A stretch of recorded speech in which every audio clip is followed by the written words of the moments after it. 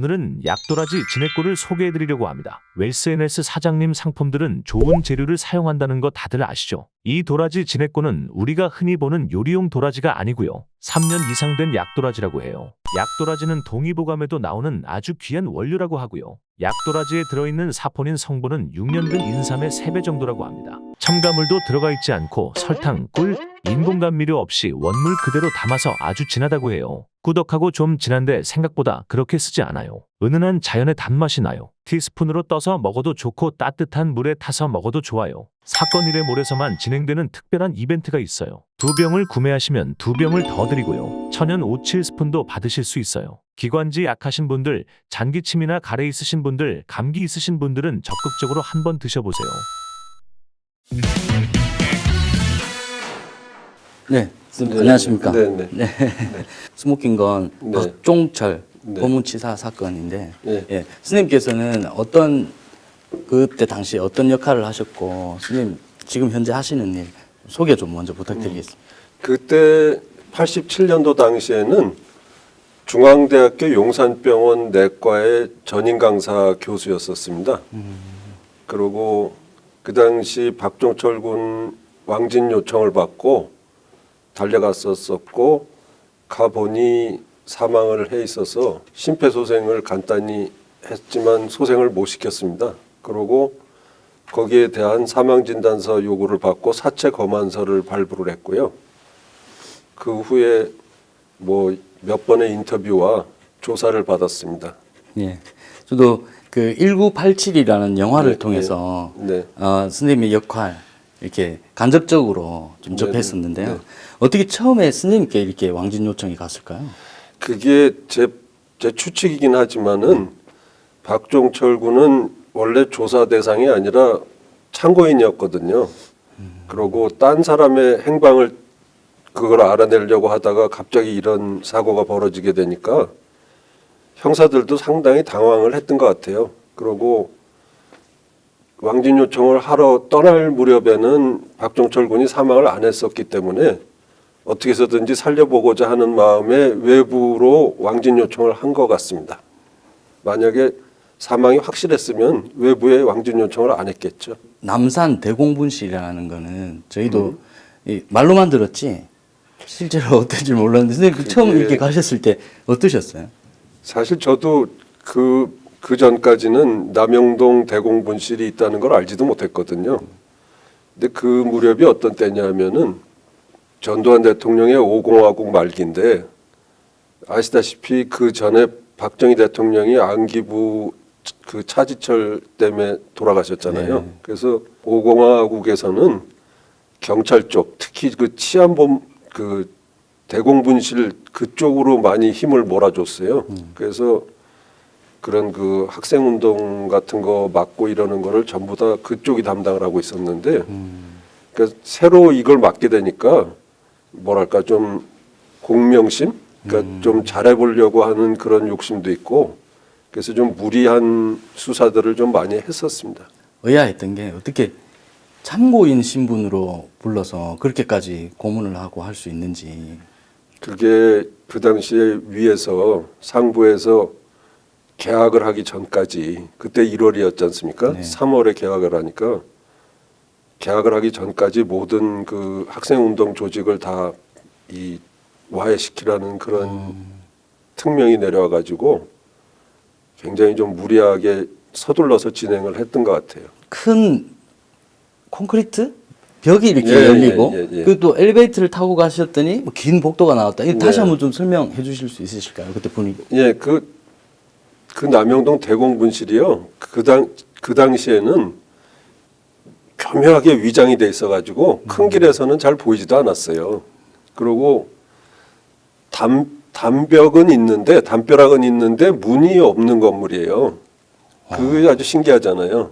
그래서 저기를 어떻게 들어가나 보고 있으니까 그 형사 한 사람이 무전을 하더라고요. 그때는 핸드폰도 없던 때거든요.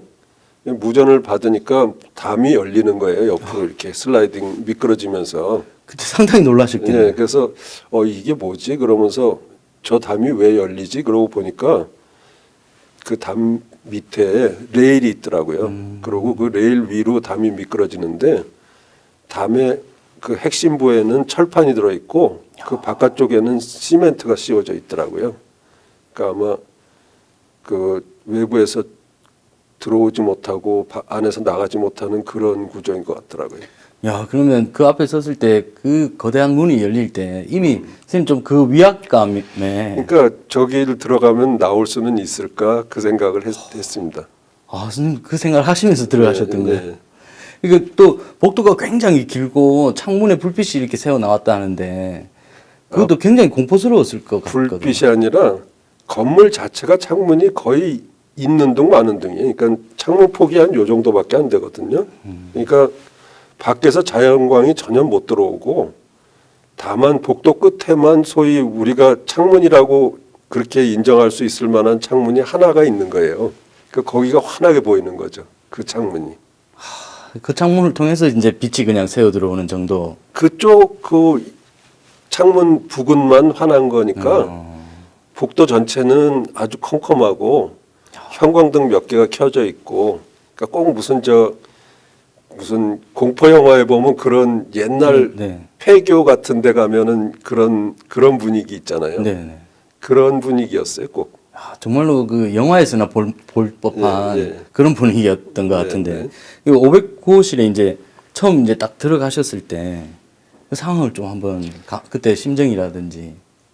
예, 지금은 그 방을 좀 많이 좀 좋게 인테리어를 고쳐놨더라고요. 근데 그 당시는 아주 썰렁한 방이었거든요. 그러니까 뭐 건물 짓고 아직 아무런 그 인테리어도 안 한 것 같은 그런 분위기의 그런 방인데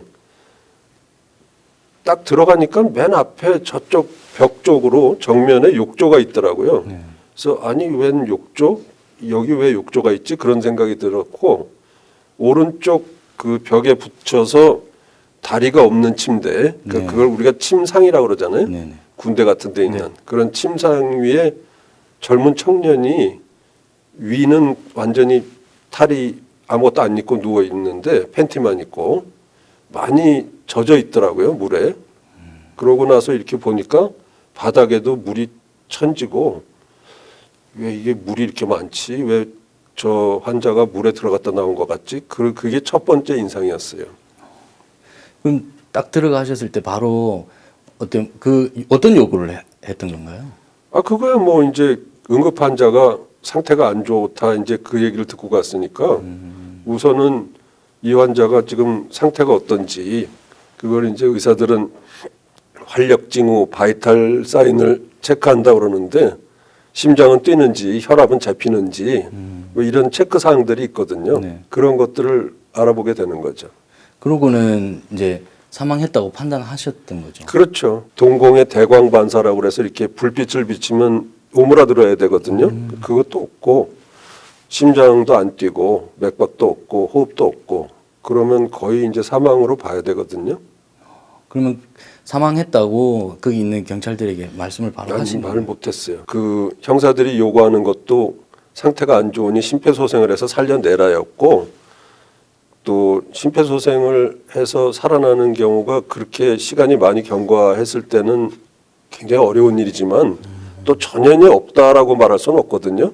그러니까 뭐 사망했다 그런 얘기는 안 했고 바로 심폐소생을 시작을 했습니다. 그럼 스님께서는 사망했다라는 판단을 하셨음에도 그 분위기에 압도돼서 심폐소생을 하신 아니죠. 거예요? 심폐소생이라는 게 원래 심장이 멎었을 때 하는 거잖아요. 그러니까 그거는 이제 얼마나 소생 가망성이 있느냐 없느냐의 문제지 심폐소생이라는 건 당연히 사망 상태에서 시작하게 되는 겁니다. 그러면 이제 한참 심폐소생을 하시고 네. 더 이상 뭐 희망이 없다 이런 얘기를 하셨던 건가요? 경찰들은 그 이후에 아니, 어떻게 대처? 하려고 했죠. 사망했다는 얘기를 언제쯤 하는 게 좋을 것인가, 뭐 그런 생각들을 어떻게 하면 좋을 것인가 이런 생각을 하고 있었는데 그 형사들이 먼저 얘기를 했어요. 이게 상태가 안 좋은 것 같은데 대학병원 응급실로 옮겨서 그 전기 충격기로 뭐 그 충격도 좀 주고 심폐소생을 거기서 좀 제대로 된 장비 갖춰져서 있는 데서 한번 해야 되는 거 아니냐, 옮기자 그런 얘기를 먼저 하더라고요. 야, 그럼 경찰들도 상당히 당황했던 분위기였던 건가요? 그렇기도 하고 이제 상태가 소생이 안 될 거라는 걸 경찰들도 판단을 하고 될 수 있으면 환자를 여기서 다른 장소로 옮겨가지고 거기서 사망한 걸로 하려고 했다 그런 의도가 있었다고 난 봐요. 아, 그러니까 그 509호실 대공분실에서 사망을 했다라고 하면 예. 문제가 생기기 때문에 아무래도 그 남영동 대공분실과 사인을 연결시키려고 네. 하겠죠 누구든지. 네. 근데 중앙대학교 병원 응급실에서 사망했다 이러면은 그 다음부터는 이제 여러 가지 변명거리가 생기는 거죠. 바로 이제 전화를 쓰자 네. 해서 병원에 응급실로 전화를 하셨다고요. 네. 예. 그 당시는 핸드폰이 없던 시절입니다. 87년은. 네. 그리고 우리 대학병원도 자동 연결 시스템이 아니고 교환량들이 교환을 통해서 연결하던 시절이거든요. 근데 이제 내가 생각하기를 여기 형사가 수십 명인데 전부 다 나보다 나이도 많은데 내가 사망했으니까 이제 이거 대학병원 가도 소용없다 이런 소리 해봐야 안 통하겠더라고요. 선생님 그때 30대. 예, 30살이에요. 30대도 아니고 30살. 예. 게다가 또 이제 대학병원에 이제 교수님들 있잖아요. 네. 그분들은 또 어떤 성향이냐. 뭐 학생운동 뭐 이런 거 얘기 들으면 완전히 학을 띠는 분들이거든요. 그런 상황이기 때문에 아, 이거는 이제 내가 병원에 연락을 해서 만약에 지금 이 환자가 우리 응급실에 들어와서 거기서 사망한 걸로 되면 운동권 학생들이 병원 와서 다 집단으로 점거하고 사인을 규명하라고 난리가 나서 진료가 마비될 것이다.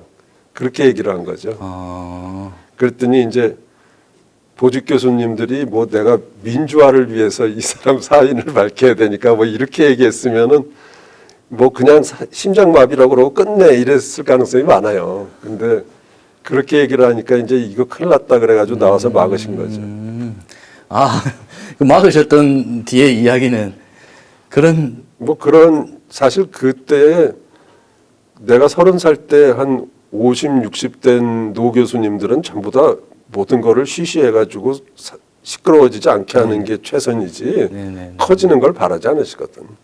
병원 앞에 이렇게 진을 치고 이렇게 못 들어오게 아예 이렇게 막으셨던 네, 거예요. 그렇게 된 거죠. 그러니까 이거는 만약에 중앙대학교 운동권 학생들이 대학병원 몰려와가지고 진료 못하게 하고 박정철 사인을 밝혀라 이제 막 이런 식으로 할 거 아니에요. 그럴 염려가 있으니 이걸 못 들어오게 해야 된다. 내가 그렇게 얘기를 한 거죠.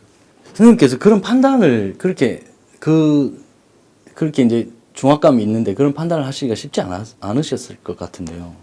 글쎄요, 그때는 머리가 빨리 돌았는지 약간 형사들이 선생님 네. 진료실 앞을 진을 치고 이제 지켰다고 한 게 그 다음 날이죠, 그러면? 아니 그날이 이제 1월 14일이에요. 예. 1월 14일 수요일인데 이제 11시 한 4, 50분 고경에 이제 왕진 요청이 왔던 거고 그 중앙대병원에 왔다가 병원을 못 들어가고 경찰병원으로 떠난 시간은 12시 조금 넘었을 거예요. 12시 한 반 정도.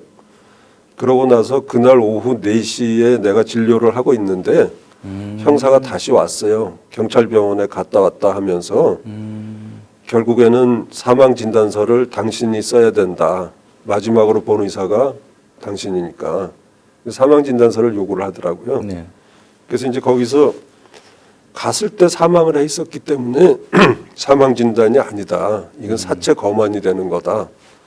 사실은 그 두 서식은 똑같아요. 서식은 사망 진단서와 사체 검안의 제목만 다른 거지 내용은 똑같거든요. 그래서 사체 검안으로 해주겠다. 뭐 이제 그 내 사인은 사망 원인은 미상이다. 이제 그렇게 해서 그게 잘 넘어갔어요. 나는 그게 문제가 될 줄 알았는데. 그걸 이제 받아들더니 선생님을 귀찮게 할 그런 사람들이 찾아올 수도 있으니까 우리가 좀 보호를 해드리겠습니다. 그러면서 그날부터 바로 앞에서 지키더라고요. 아, 근데 그것은 보호가 아니라 일종의 감시 및 격리겠죠. 선생님께서 이제 목격자시니까 예. 큰 차이 없다라고 말씀해주신 그 사체 검안이 사실은 굉장히 그 뒤에 흐름을 많이 바꾸는 역할을 하긴 했네요. 그 당시로서는 알 수가 없었죠. 이게 어떻게 될지. 근데 일단은 뭔가 좀 그 내가 할 수 있는 뭔가를 하고 싶었거든요. 그래서 사망 원인 미상의 변사로 해가지고 사망 장소 남영동 대공분실 이렇게 해가지고서 나간 거죠. 아, 그 사망 장소도 그렇게 쓰셨던 거예요? 사체 검안서를 띄겠다고 한 바에는 중앙대병원과는 아무 상관이 없는 거죠. 중앙대병원은 온 적이 없는데 거기에 들어갈 수가 없는 거죠.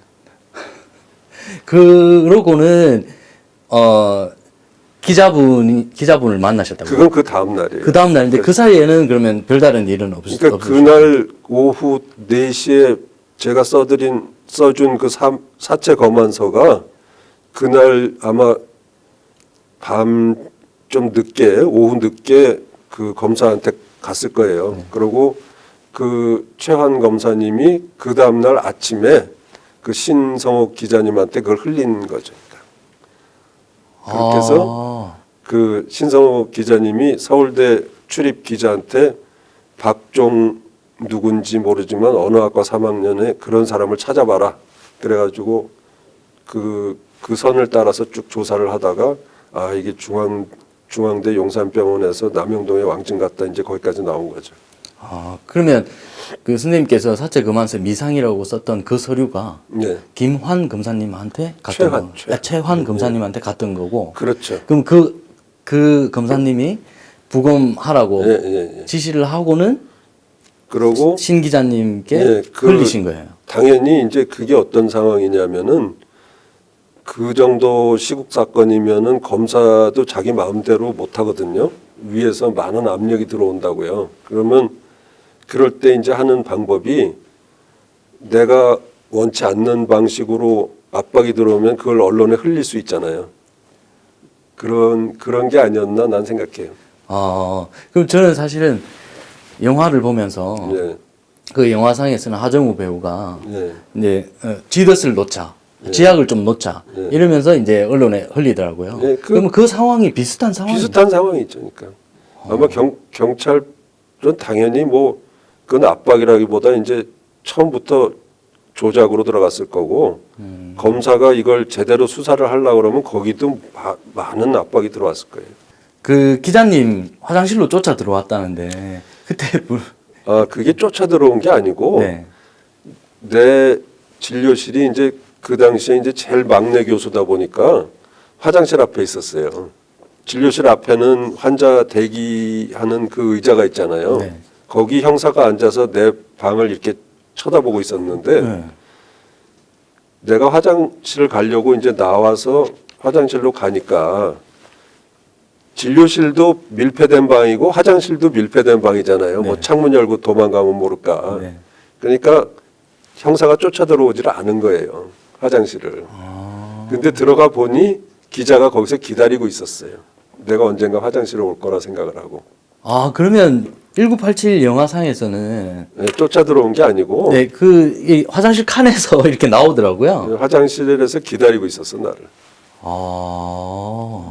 그러고는 첫 마디가 뭐였던 건가요? 오현상 교수님이신가요? 뭐 어저께 남영동 가셨나요? 그러면 그 최환 검사님께 이야기를 전해 듣고 그게 그 얘기를 들은 건 신성호 기자님이고 신성호 기자는 그때 바빴을 거예요. 뭐 벌써 이제 데스크하고 이제 이 조율도 해야 되고 그러니까 내가 판단하기로는 그 후배 기자 중에 그 사실을 확인해야 될 거 아니에요. 네. 그래서 후배를 보낸 것 같았어요. 그래서 거기서 일부 이제 이야기를 하신 거예요. 네. 그러니까 사실 확인. 그러니까 어제 남영동 갔습니까? 거기서 서울대생 봤습니까? 사망했습니까? 딱 이 세 가지 물어보고 그냥 갔어요. 사실 확인이죠. 그러면 그렇게 하고 기자 한 30명 정도 되는 아니 거죠? 그건 그 다음 날. 그 다음 날. 그러니까 그 당시 중앙일보는 석간이었거든요. 네. 그러니까 이제 기사 마감은 11시고 오전 11시고 신문이 가판대에 나오는 건 5시경이에요. 네. 오후 5시. 근데 그 얘기를 듣고 간 때가 한 4시쯤 됐거든요. 아. 그래가지고 인쇄를 그때는 그 신문 인쇄를 동판을 떠가지고 네네. 윤정기라는 기계로 찍었어요. 네네. 그걸 세우고 동판을 내려가지고 딴 기사를 깎아내고 거기다가 다시 새긴 거예요. 그래서 지금 기사보다 훨씬 적었어요.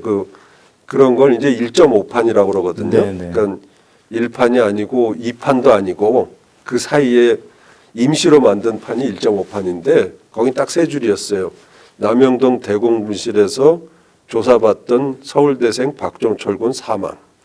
그냥 그렇게 세 줄이었어요. 그게 13일 하루에, 14일 하루에 일어난 일이네요. 그렇죠. 14일 아니죠. 그건 15일이에요. 중앙일보는. 아, 중앙일보는 왜냐하면 14일에는 내가 사망 진단서 써달라고 그래서 사체 검안서를 써줬고 네네네. 그게 검사실로 들어갔고 15일 아침에 이제 신성우 기자가 네네. 그 얘기를 들은 거예요. 그리고 하루 종일 조사를 한 끝에 오후에 기자가 중앙대병원을 왔는데 네. 와보니 형사가 지키고 있는 거야. 그래서 바로 나한테 물어보질 못하고 화장실에서 기다린 거죠. 그 뒤로 이제 기자분들이 들이닥친 거고. 예, 아니 그건 그 다음 날이니까 네. 그러니까 그렇게 세 줄짜리 기사가 중앙일보에 특종으로 나간 거예요. 네네. 최초 보도가 항상 특종이잖아요. 네네. 그러니까 동아일보를 위시해서 몇몇 신문 기자들이 14일에 사건 발생, 15일에 중앙일보 최초 보도, 16일 오전에 들이닥친 거야. 한 기자 한 30명이. 그때까지도 형사들은 진료실 앞을 지키고 있었는데. 지키고 있었는데 그거를 돌파해서 그냥 30명이 그냥 밀고 들어온 거예요. 그때 상당히 놀라셨겠어요. 뭐 밖에서 뭐 안 돼, 뭐 들어가, 뭐 안 돼, 막 이러더니 갑자기 문이 벌컥 열리면서 사람들이 쏟아져 들어오더라고요. 이게 뭔 일인가 했지. 그래서 이제 그 말씀하시기로 두평 남지, 예. 예, 그 환자분하고 그 보호자분 들어오시면 꽉 차는 그런 진료실에 예. 그 기자분들이 다 가득 차서 뭐 다 들어왔죠. 뭐 뭐 침대 위에도 올라가고. 팔 맞는 사람도 있고 침대 위에 올라온 사람도 있고. 야, 정말 저희가 어떤 영화에서나 볼 법한 예, 기자분들이 그냥 막 이렇게 해서 하는 그런 장면인 거잖아요. 네, 뭐 카메라만 들어온 기자도 있고 뭐 굉장히 그 난장판이죠. 뭐. 야, 그래도 그 상황에서도 이렇게 인터뷰를 진행하셨더라고요. 그러니까 애초에 사체 검안서 그렇게 작성할 때부터 나는 인터뷰를 해서 밝힐 의도가 있었는데 돌아가셨지 아마 동아일보의 윤상삼 기자님이라고 그분이 그 기자 모임에서는 사실은 좌장 비슷한 노릇을 했는데 제일 선배였던 것 같아요. 근데 그분이 자기 회고록에서 오현상 교수가 말을 해야 되나 말아야 되나 고민을 한참 했다라고 그렇게 썼지만 난 사실 해야 되나 말아야 되나를 고민한 게 아니고 하긴 할 건데 어떻게 말해야 되나 이걸 고민한 거예요. 그 고민을 다시 한번 말씀해 주시면. 그러니까 뭐 예를 들어서 물고문이라는 말은 하지 않고. 물고문이라는 말은 내가 본 게 아니니까 그거를 내가 막 주장을 하잖아요. 그러면은 뭐 저 의사가 뭐 학생 때부터 이미 뭐 작용화돼 가지고 이 정부를 전복하려고 이런 말을 막 만들어낸다 막 이런 식으로 공격할 수 있잖아요. 네네. 그러니까 그런 말은 쓰면 안 되겠다. 그 다음에 어디까지 내가 말할 수 있는가. 아마 이게 물하고 관련이 있을 거다. 그러니까 물고문이라는 말을 못하는 대신에 물과 관련된 그런 말을 많이 해야 되는데 어떤 말들이 필요하냐. 수포음 좋겠다. 뭐 뱃속에 물이 찬 것 같이 철렁철렁하더라. 뭐 이것도 괜찮겠다. 뭐 온몸이 젖어서 머리카락부터 뭐 온몸이 다 젖어 있더라. 그다음에 가면서 형사가 나한테 그 박종철 군이 술을 먹어서 목이 타다고 한 주전자를 다 먹더라. 뭐 이런 거 계속 그냥 물에 대한 얘기만 딥다 한 거죠. 그 기자들이 못 알아듣겠어요. 바보가 아닌데. 네네. 자, 저 사람이 물 얘기하고 있구나 하는 걸 알아들은 거지. 그래서 마지막으로 그 윤상삼 기자가 바닥에 물이 있었냐 그걸 물어보더라고요. 그래서 물이 아주 많았다. 내 가운이 다 젖었다. 근데 흙탕물이 배에 들어와서 빨아야 됐다. 그 말을 하니까 그걸로 인터뷰 종료에 다 뛰어나가더라고. 그 얘기를 듣는 순간 그냥 막 그래서 바닥에 물이 있었다가 그게 유명한 말이 된 거예요. 네. 그 순간에도 그렇게 그런 생각들을 이렇게 선생님 머릿속은 복잡하셨겠지만 그렇게 어떻게 잘 정리를 해서 그렇게 말씀하셨다는 게 대단히 아니 그거보다 더 먼저 생각한 건 뭐냐면은 지금 내가 여기서 뭐 이거인 것 같기도 하고 저거인 것 같기도 하고 뭐 이러면은 무슨 일이 벌어지겠어? 당연히 나를 잡아다가 이건 아니고 이거라고 해 이제 이렇게 될 거 아니에요. 그러니까 도저히 주워 담을 수 없게 그냥 다 말해버리고 이걸로 끝을 내야 되겠다. 그 다음에 뭐 죽이든 살리든 더 이상 어떻게 번복의 여지가 없게 다 말할 거다. 우선 그걸 대전제로 정한 거죠. 그리고 물에 대해서 얘기를 하되 물고문이라는 단어는 빼자. 뭐 이제 그런 걸 세운 거죠. 계획을. 하지만 그 선생님 극장과는 달리 조사실이 어쨌든 또 불려가셨다고요? 그 기자 그것은 이제 조금 뭔가를 조사하러 불렀던 게 아닌 것 같아. 그러니까 그야말로 사건에 그 영향을 미칠 수 있는 사람들을 거기다 신병을 확보해 놓고 이 사건을 어떻게 처리할 것인가 결정이 날 때까지 시간을 기다리면서 조사하는 그런 신용을 한 거죠. 아 그러면 외부에 더 이상 예. 어떤 얘기가 그렇죠. 더 안 나가게 외부에 더 안 나가게 하고 이거를 이제 지워버려 살려서 돌려보내 이제 그 결정이 날 때까지 시간을 기다리는 거죠. 그게 얼마나 그럼 계셨습니까? 그러니까 검찰의 조사가 아침 9시에 시작해서 저녁 한 10시쯤 끝났고 집에 딱 가보니까 집 앞에 형사들이 와 있더라고요. 그래서 그 형사들한테 다시 임의동행이라고 하나? 임의동행으로 간 데가 남영동이 아니라 신길동 대공분실. 거기 가서 아침 6시까지. 거기서도 뭐 특별한 조사라기보다 또 붙들고 있는 거예요. 아니 이게 같은 걸 계속 물어봐요. 그러니까 가서 했던 거 얘기해봐라. 뭐 또 좀 이따 다시 또 물어봐요. 그거 다시 한번 얘기해봐라. 뭐 바뀌는지 보려고. 그때 선생님 그 아까 저희가 녹화 중에 부검하셨던 황적준 박사님 네. 그분께서 이제 부검하고 댁에 가셔서 그 자고 있는 아내와 아이의 얼굴을 보고 굉장히 고민을 많이 했다고 하시더라고요. 고민이 많으셨겠지. 선생님 그 부분에 굉장히 그러면 그때 당시 심정이 비슷하셨겠네요. 그렇긴 하지만 그 만약의 경우 내가 생각하는 내 그 이미지나 내가 생각하는 의사는 이래야 된다라는 그 기준이 있잖아요. 그거를 제대로 못하면은 내가 나 자신을 평생 동안 욕할 거 아니야? 그러고 그렇게 상황이 그렇게 되고 나면은 내가 의사를 할지도 의심스럽고 그 애들한테 아버지 노릇을 제대로 할 수 있을지도 모르겠고 그래서 이거는 어찌됐든 간 의사로 할 일은 해야겠다. 그리고 그 나머지는 하나님한테 맡긴다. 뭐 그런 심정이었죠. 그러고 그 뒤로 댁으로 가실 수 있으셨던 거예요? 거기 이제 남영동 대공분실에는 사실은 신길동 그 대공분실 형사들도 거기 잡혀와서 조사받고 있었어요. 남영동에. 거기 왜 영화에도 나오잖아요. 네네. 내 바로 옆방이었어. 다 들리더라고. 내가 얼핏 들은 걸로는 황적준 교수도 거기 왔었어.